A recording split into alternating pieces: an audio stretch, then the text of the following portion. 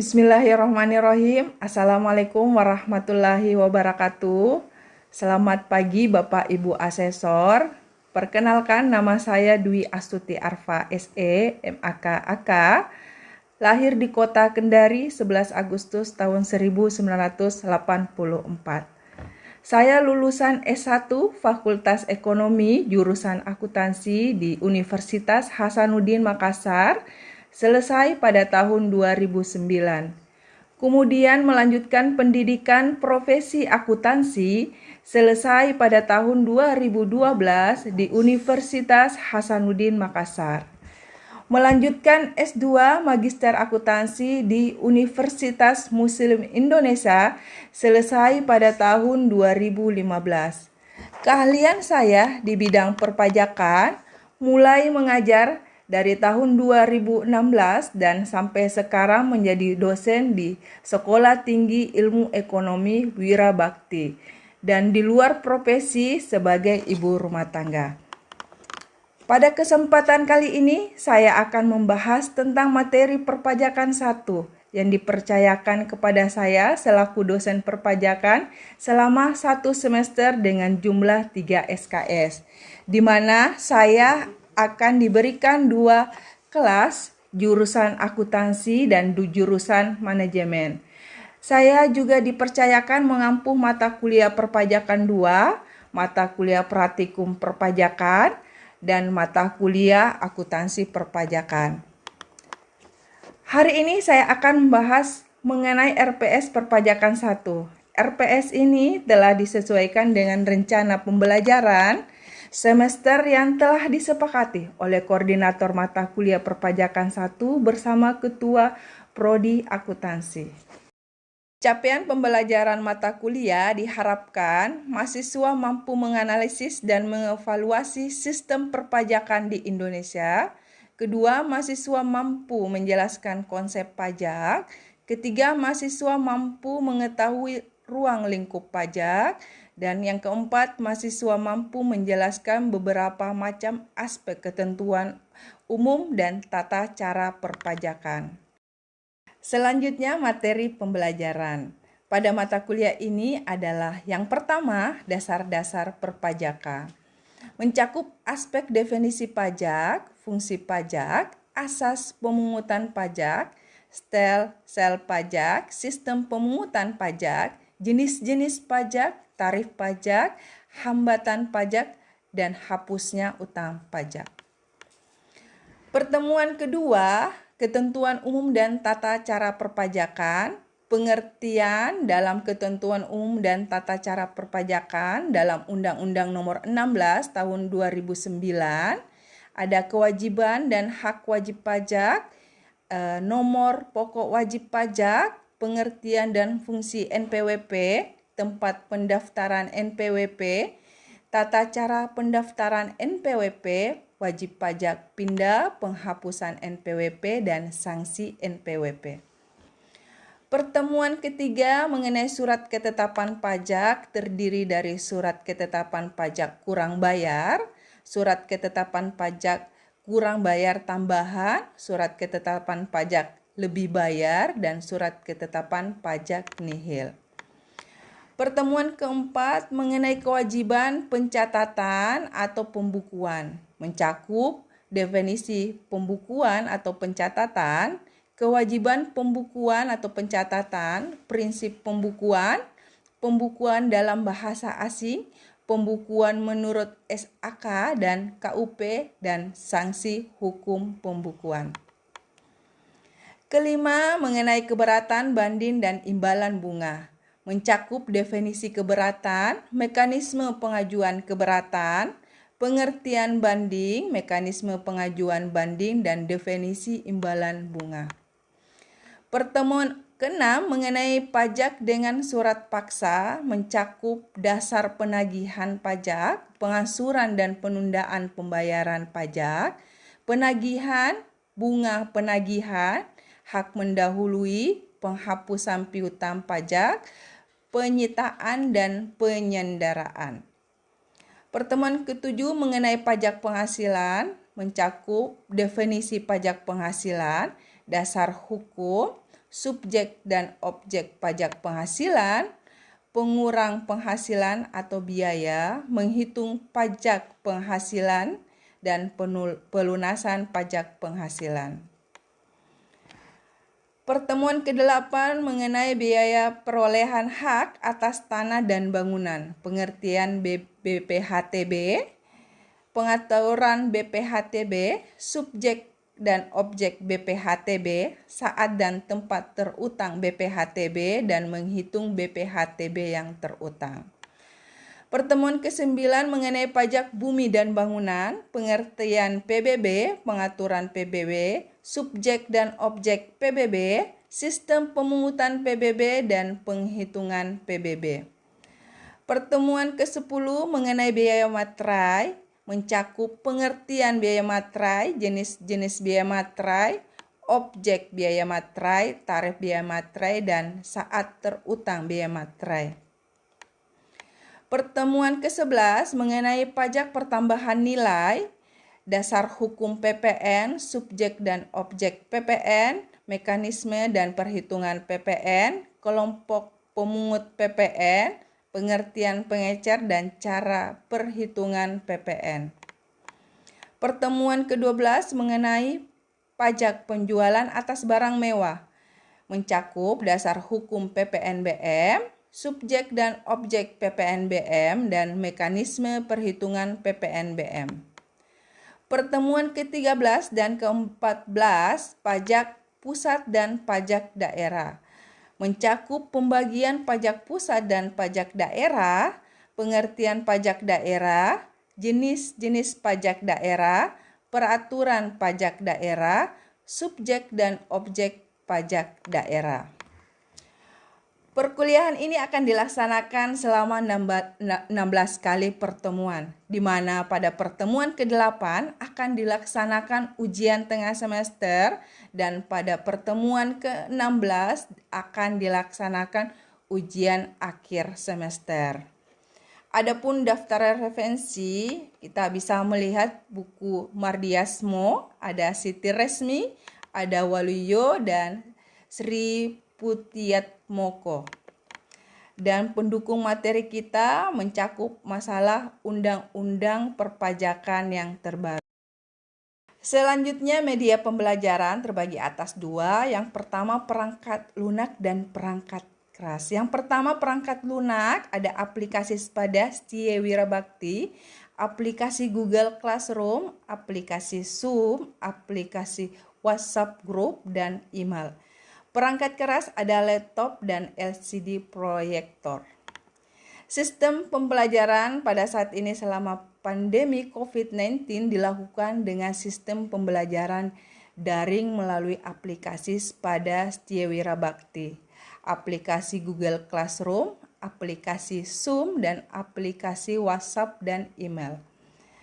Pada aplikasi Sepada Setia Wirabakti Makassar, saya akan mengupload RPS dan materi-materi dari pertemuan pertama sampai pertemuan ke-14.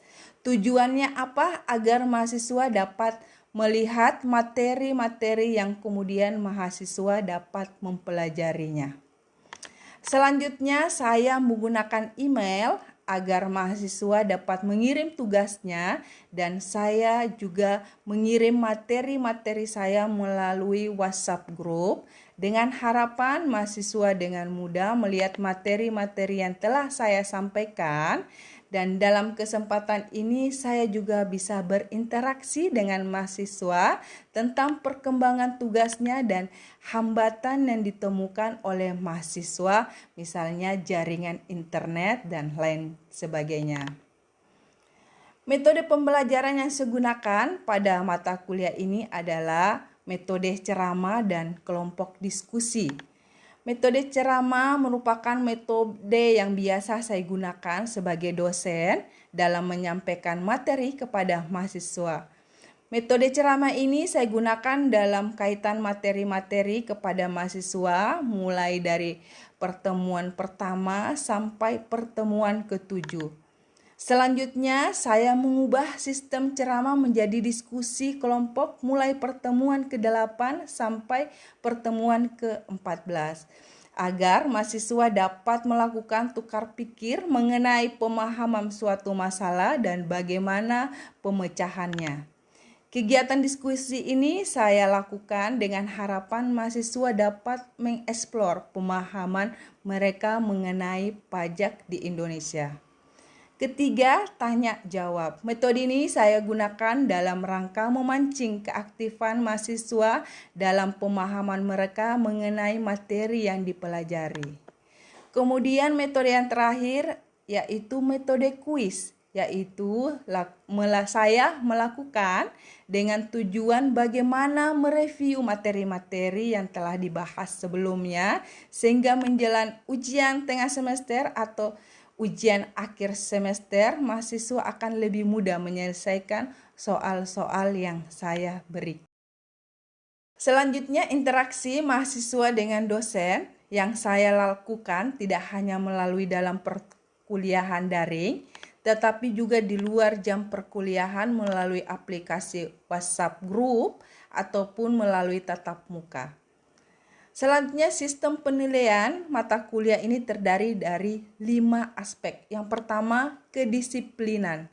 Saya menilai mahasiswa mengenai kehadiran mahasiswa dengan tepat waktu dan mengumpulkan tugas tepat waktu.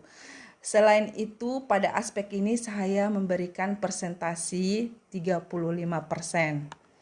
Yang kedua, tugas individu. Saya menilai dari mahasiswa mengumpulkan tugas, pada aspek ini saya memberikan persentasi sebanyak 15%.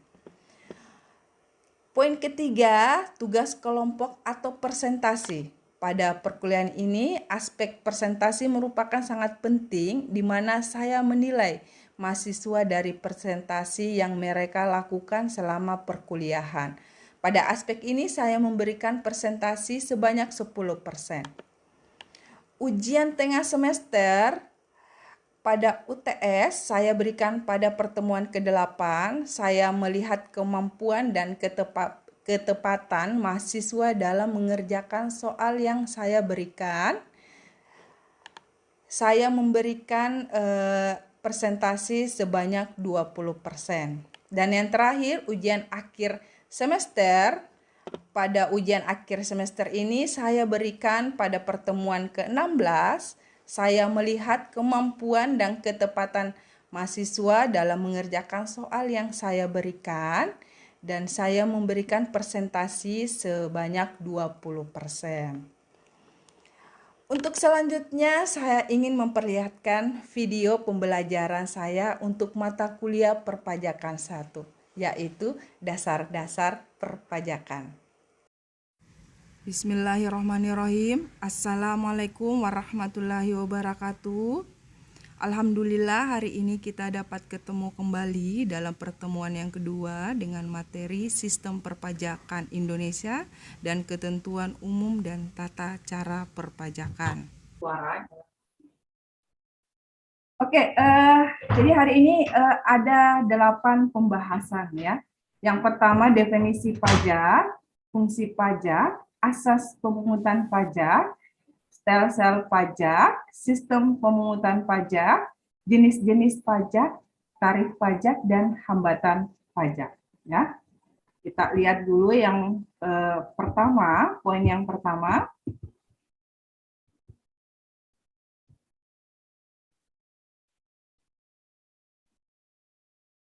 Nah, poin pertama pasal 1 angka 1 Undang-Undang Nomor 6 tahun 1983 dan kemudian telah disempurnakan dalam Undang-Undang Nomor 16 tahun 2009 tentang ketentuan umum dan tata cara perpajakan. Kita lihat definisinya. Pajak adalah kontribusi wajib kepada negara yang terutang oleh orang pribadi atau badan bersifat memaksa berdasarkan undang-undang dengan tidak mendapat timbal balik secara langsung dan digunakan untuk keperluan negara bagi sebesar-besarnya kemakmuran rakyat. Ini menurut pasal 1 pian pajak. Kira-kira apa maksud dari kontribusi wajib kepada negara? Mungkin bisa satu orang yang berkomentar, silakan, Ibu persilakan.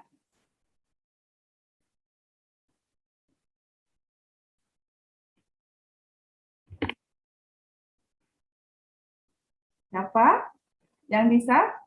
Kontribusi wajib kepada negara itu kira-kira apa maksud dari pernyataan ini? Mungkin Widya, silakan. Ya, Bu.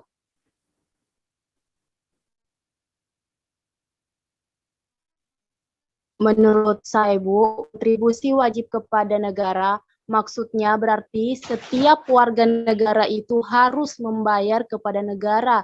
Jika tidak, maka akan dikenakan sanksi. Terima kasih, Bu. Ya, makasih ya Widya. Oke. Pembayaran pajak contoh ya. Jadi ada kontribusi kita kepada negara. Nah, di sini tidak ada siapa yang wajib membayar, tapi semua warga negara Indonesia, baik orang pribadi atau badan. Jadi semua warga negara secara tidak langsung berkontribusi dalam pembayaran pajak.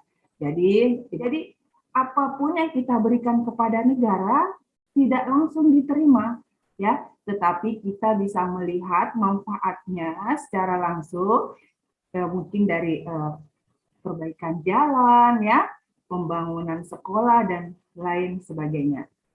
Dan semua uang negara ini atau uang pajak ini dipergunakan untuk keperluan negara, ya. Jadi apa kira-kira keperluan negara? Pembelanjaan rutin negara, ya, gaji, misalnya ada dua, ya, sebagai sumber keuangan negara dan sebagai pengatur, ya. Yang pertama kita lihat pajak mempunyai fungsi sumber keuangan negara, yang artinya pajak merupakan salah satu sumber penerimaan pemerintah untuk membiayai pengeluaran baik rutin maupun pembangunan, ya. Kita lihat yang pengatur pajak mempunyai fungsi pengatur, yang artinya pajak sebagai alat untuk mengatur atau melaksanakan kebijakan pemerintah dalam bidang sosial dan ekonomi serta mencapai tujuan-tujuan tertentu di luar bidang keuangan. Nah, kita pindah ke asas pemungutan pajak. Jadi sini asas menurut Adam Smith ada 4, ya. Kita lihat dulu yang pertama, keseimbangan berdasarkan kemampuan, ada kepastian, saat dan waktu yang tepat, dan efisiensi. Kita lihat penjelasannya dulu. Yang pertama, keseimbangan berdasarkan kemampuan maksudnya pajak dan tepat langsung dilakukan pembayaran pajak, ya.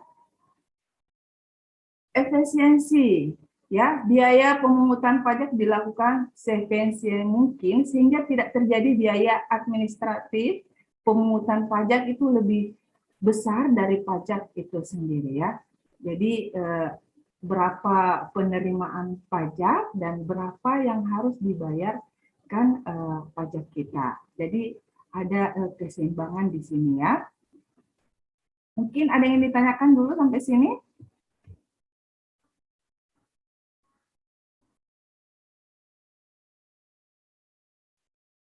Oke, Bu lanjut ya.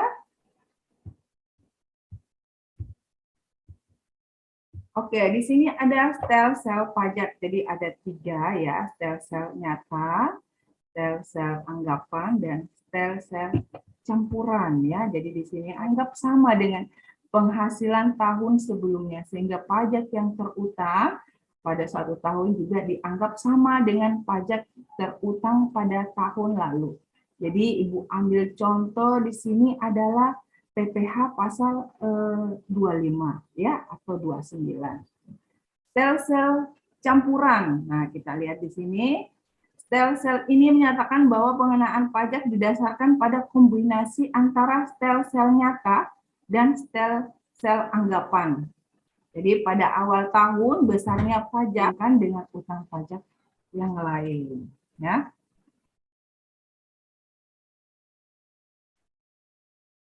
Oke, kita pindah. Nah, sistem pemungutan pajak. Kira-kira ada yang tahu nggak bagaimana sistem pemungutan pajak di Indonesia? Ayo, kira-kira apa ya? Ada yang bisa jawab? Anak-anakku sekalian?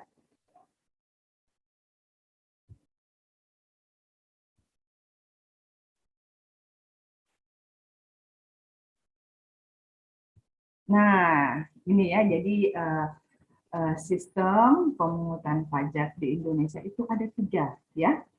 Kita lihat. Yang pertama ada Official Assessment System, ya. Sistem pemungutan yang besarannya pungutannya ditentukan oleh pemerintah. Jadi pajaknya ini yang dibayar ini sudah ada berapa yang harus dibayar. Jadi sudah ada misalnya contoh PBB, pajak bumi dan bangunan. Jadi di sini sudah ada nilainya berapa yang harus dibayar dalam 1 tahun. Jadi misalnya sudah ada di Indonesia itu sistem yang memberikan kewenangan kepada wajib pajak untuk menghitung pajaknya sendiri. Jadi wajib pajak diberikan kewenangan untuk menghitung pajaknya tersendiri. Jadi menghitung, membayar, dan melapor diberikan kepercayaan oleh wajib pajak. Kita lihat contoh, ada pelaporan surat pemberitahuan tahunan ya. Jadi di sini PPh pasal 21 ya. Nah, kita lihat pindah ke holding ya. Withholding tax system, sistem yang memberikan kewenangan kepada pihak ketiga, bukan pemerintah dan bukan wajib pajak, untuk menentukan besarnya pajak yang harus ditanggung wajib pajak. Contohnya pajak hadiah dari undian dari sebuah acara. Atau mungkin Ibu ambil contoh PPN ya. Jadi PPN ini mungkin kita pergi ke suatu toko ya, misal beli mebel untuk kantor kita, di situ dikenakan PPN. Jadi PPN ini yang memungut adalah tokonya, jadi bukan kita, tapi secara tidak langsung kita sudah membayar pajak tersebut ya. Jadi nanti kita sebagai perusahaan tinggal meminta faktur ya, faktur pajak PPN ya. Nah, mungkin sampai sini ada mungkin ditanyakan dulu mengenai 3 sistem pemungutan pajak di Indonesia. Saya persilahkan.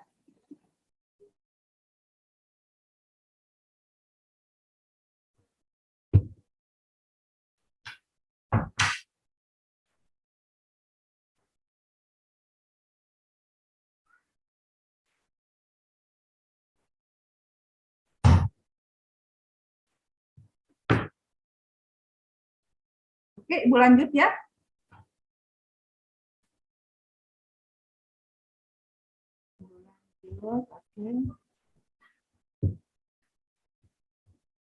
Oke, di sini Ibu jelaskan sedikit lagi ya pengelompokan pajak atau jenis-jenis pajak. Jadi ada 3 yang menurut golongannya, menurut sifatnya, dan menurut pemungutannya. Jadi menurut golongannya pajak langsung, ada tidak langsung ya. Menurut sifatnya ada pajak subjektif, ada pajak objektif. Menurut pemungutannya ada pajak pusat dan pajak daerah ya.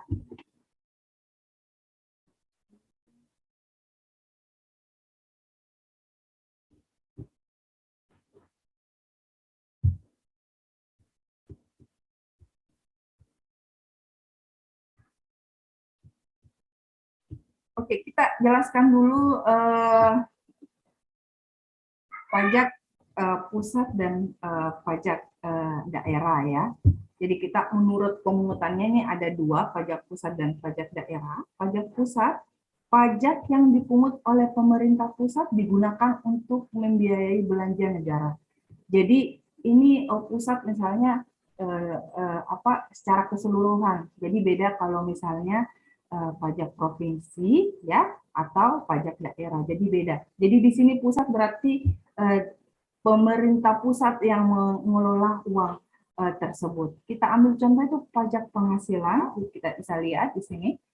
Pajak yang dipungut oleh pemerintah daerah digunakan untuk membiayai belanja daerah. Jadi ini pemerintah daerah ini membiayai untuk keperluannya ya. Jadi kalau misalnya kita di Sulawesi Selatan, nah kita lihat di sini apakah pajak provinsi atau pajak kabupaten atau kota ya. Kalau pajak bisa ke hambatan pajak ya. Jadi hambatan pajak ini ada istilahnya perlawanan pasif dan aktif ini dari wajib pajak. Jadi kita lihat yang pasif, masyarakat enggan membayar pajak disebabkan karena perkembangan intelektual atau moral masyarakat. Sistem perpajakan yang sulit dipahami masyarakat, sistem kontrol tidak dapat dilakukan dengan baik. Jadi di sini pemahamannya masyarakat ini masih belum memahami bagaimana sistem perpajakan di Indonesia ya. Jadi ada keengganan untuk tidak membayar pajak ya. Sedangkan perlawanan aktif kita lihat, perlawanan aktif meliputi semua usaha dan perbuatan yang dilakukan oleh wajib pajak dengan tujuan menghindari pajak seperti usaha meringankan beban pajak dengan tidak melanggar undang-undang, usaha meringankan beban pajak dengan cara melanggar undang-undang ya. Jadi di sini mungkin kita ambil contoh yang melanggar undang-undang ya. Jadi di sini dia sudah mengerti pajak itu seperti apa. Oh, ternyata ini harus dibayar, ini tidak ya. Atau mungkin kita ambil contoh ada yang ingin ditanyakan masalah pajak, Ibu persilahkan. Saya, Bu. Ya, silakan, Nak. Ibu, itu kan tadi dijelaskan yang perlawanan hambatan pajak, bagian perlawanan pasif. Nah, itu Bu, contohnya kan di kampung Bu, orang-orang itu belum pernah tahu sistem perpajakan di Indonesia. Bukannya mereka tidak mau membayar pajak. Salah satu hambatannya karena memang teknologi di desa itu belum mendukung dan jaringan juga kurang baik, Ibu. Apa yang dilakukan pemerintah untuk menghadapi hal ini, Ibu? Oke. Makasih ya, Nawidya. Jadi kira-kira apa yang harus dilakukan masyarakat karena bukan karena dia nggak mau bayar ya, tapi ada faktor-faktor yang disebabkan sehingga wajib pajak ini tidak membayar pajak ya. Jadi ini adalah masuk di perlawanan pasif ya. Jadi kalau mungkin Ibu ambil contoh ya. Jadi kalau misalnya di suatu daerah ada tidak membayar pajak atau bukan ada tapi fasilitas yang diberikan itu tidak memadai ya. Jadi fasilitasnya ini tidak memadai. Kita ambil contoh misalnya mau bayar PBB ya. Bayar PBB harusnya bayarnya di bank ya. Misalnya ambil contoh di Bank BRI. Jadi bayar PBB-nya di Bank BRI. Ternyata ada kendalanya ya. Tempat pembayaran PBB ini mungkin dari rumahnya, dari kantor BRI atau bank tersebut itu jauh, sehingga menempuh jarak yang agak lama, sehingga ada hambatan di situ. Jadi enggan membayar pajak tepat waktu, ya. Jadi ini ada keinginan untuk membayar pajak, tapi ada kendala, ya. Jadi di sini harus disiasati ya, apa kira-kira. Mungkin bisa dilakukan pembayaran pajak di kantor desanya, ya, misalnya, ya, kita pergi di kantor desa untuk melakukan pembayaran PBB. Tapi pembayaran PBB itu harus diminta tanda terimanya kalau kita sudah membayar PBB, ya. Jangan sampai ada penyalahgunaan dalam pembayaran PBB oleh oknum-oknum yang tidak bertanggung jawab ya. Mungkin itu dari jawaban saya, Nak Widya ya. Mungkin teman-teman yang lain, anak-anakku sekalian mungkin ada yang ingin ditanyakan.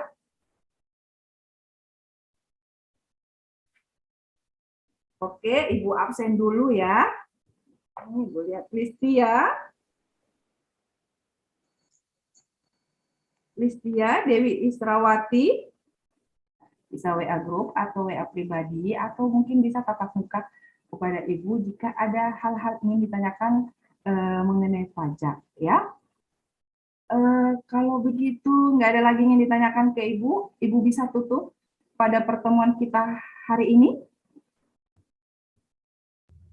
Ya, Bu. Oke, alhamdulillahirabbil alamin. Kalau begitu Ibu tutup. Wabillahi taufiq wal hidayah. Assalamualaikum warahmatullahi wabarakatuh. Waalaikumsalam warahmatullahi wabarakatuh.